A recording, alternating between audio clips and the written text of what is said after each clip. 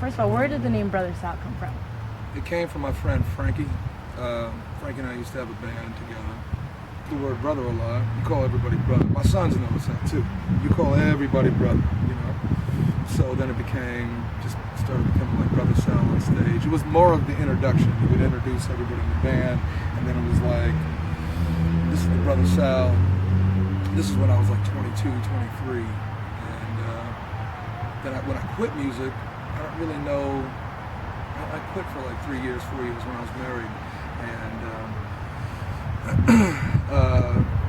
when I started coming back and started writing the last record, Blood and Dust, it seemed pretty fitting for where I was forming my music, so I just kind of kept it, you know.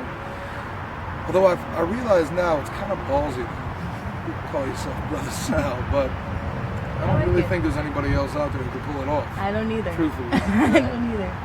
Well, I like it. It has Brother Sal. It fits. It does fit, yeah. It became a little imperative, though, to get my band, you know, because everybody thinks the name of the band is Brother Sal, as opposed to like the dude on the piano who writes the songs and sings and whatnot. No, that's Brother Sal. Then you give the band a name, and there's a different, you know, thing to it. So, yeah. Wow. Where are you originally from? Norfolk, Virginia. How long have you been out in California? I've been in California since I was 15.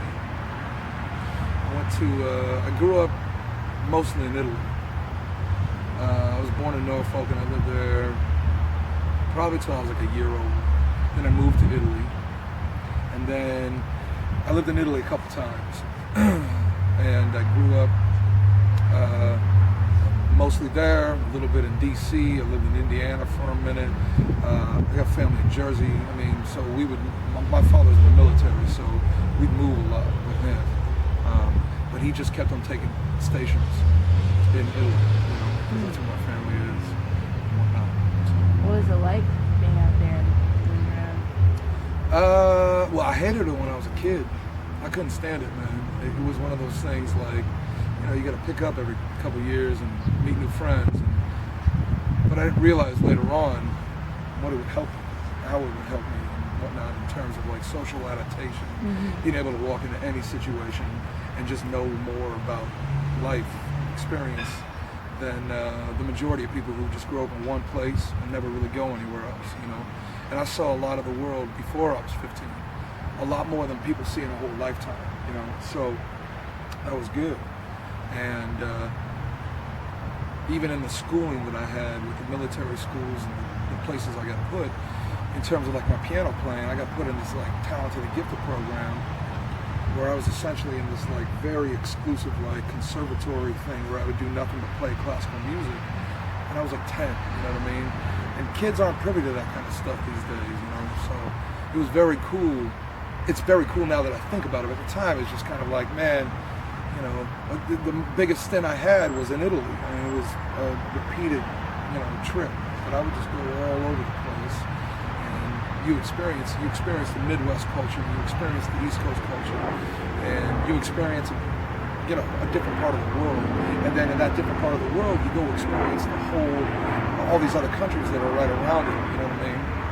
It's cool. It's good. Yeah. Did you find that were there any like obstacles or struggles as, you know, being so young and moving around? Since you said, you know, it helped you to where you are now. But like, were there any like serious struggles or obstacles from like moving to California and trying to find yourself as a person? No, not really. Other than being a New York Yankee fan in Los Angeles, yeah, I got in a couple fights my first like week or two that I was here because I rocked my Yankee hat, you know. And there's like this interesting thing. When I was a kid in Italy, like workmen always have bandanas. I've always had a bandana, right? And a workman on the side of the road puts a bandana on and then puts a hat on over it to kind of like block the sun and stuff like that. So when I came over here and I was like, you know, playing football or something like that, playing baseball or whatever, I'd put it on. And I had no idea what a gangbanger was. I had no idea, but I got called that all the time. And to the point where I started like getting offended because I didn't know what they were calling me, right? And I remember one day there was this kid, two kids, and I had like a blue rag on, I had a blue like bandana on, and I had my Yankee hat on. and these guys got on my face like in the locker room, and like I had enough. And so for the first 2-3 months of living out here, until I just knocked this motherfucker out one day, and then it was like nobody messed with me, right? Yeah. That was it. That was all it took. After that, it was kind of like, well, you just different. You speak a different language. You speak a couple different languages. You know what I mean? And you talk in a different way than these people. These people all grew up in one little, sect and community. They all know each other from like kindergarten on. Me, that's not how I grew up, and that's never how I'll be, and that's how I live my life. At some point, if something's wrong, you move on. And that's how I am, and that is in my music. That's in my songs. You know what I mean? The thing of always running, always making your way, never letting nobody ever get you down that way. That's right. I sense the brother saw right there. Oh yeah.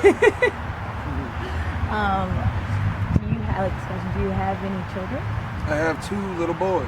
2 little boys? Ewan and Tate. Yep. How has it been since you've had little boys in your life? Well, that band that I was in, we signed a record deal with Atlantic Records in 1999, and it was based off of some good rock and roll, what we knew about rock and roll at the time, and some really good harmonies and some good decent love songs, love lyrics, which at 22, 23, 24 years old. And then I quit that band, and I quit to go become a father, to get married.